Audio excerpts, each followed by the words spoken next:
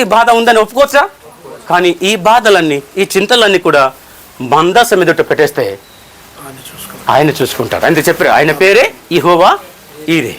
అక్కడంతా కూడా అక్కడ పెట్టేయచ్చు. నిజమే, బాధలు చాలా చాలా ఉన్నాయి, చాలా ఉన్నాయి. మీకు నాకు లేదని చెప్పడం లేదు. మీకు ఎన్ని కోట్లున్నా, ఎన్ని ఆస్తులున్నా, మనకు ఎన్ని కలిగి ఉన్నా సరే ఖచ్చితంగా ఏదో ఒక మూలలో మనకు బాధ ఉండక తప్పదు. ఏ క్రైస్తవులు కూడా లేదని చెప్పడానికి.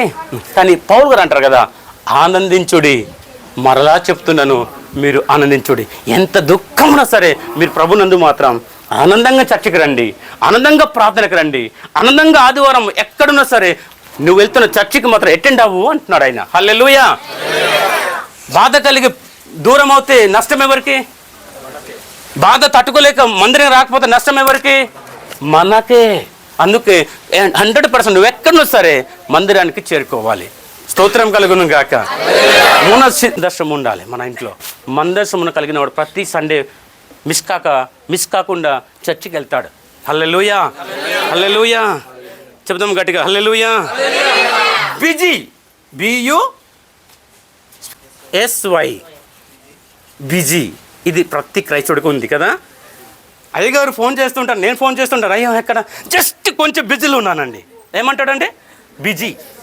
ఏం బిజీయో ఆ బిజీలు పడి గజ్జిపడి పరలోకం వెళ్ళకుండా అయిపోతావు, జాగ్రత్త. అందుకే బిజీ అనేది ఎప్పుడు షెడ్యూల్ పెట్టుకోకండి.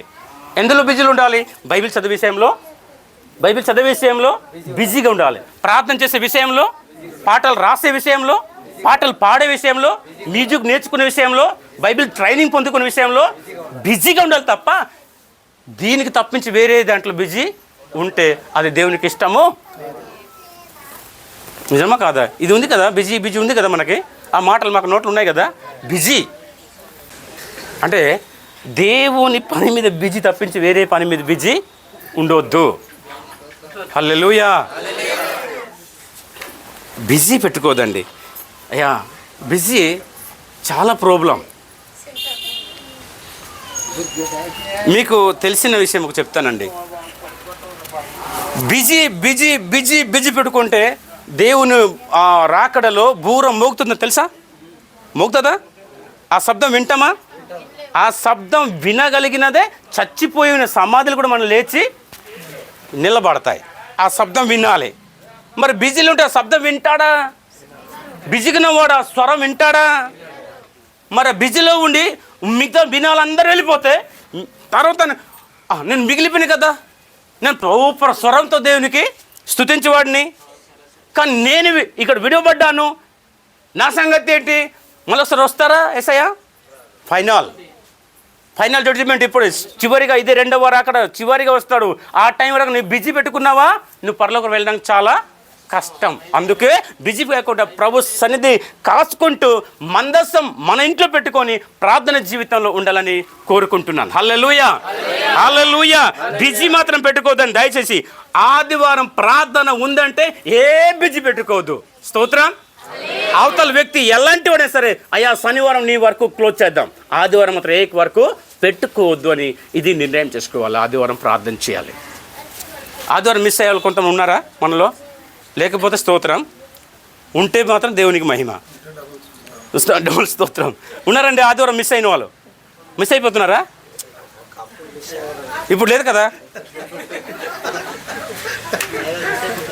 సార్. కంట్రోల్ చేసుకోవాలి సార్. మనం ఫస్ట్లో ట్యూరింగ్ రాకపోవచ్చు, పక్క తోలేయచ్చు.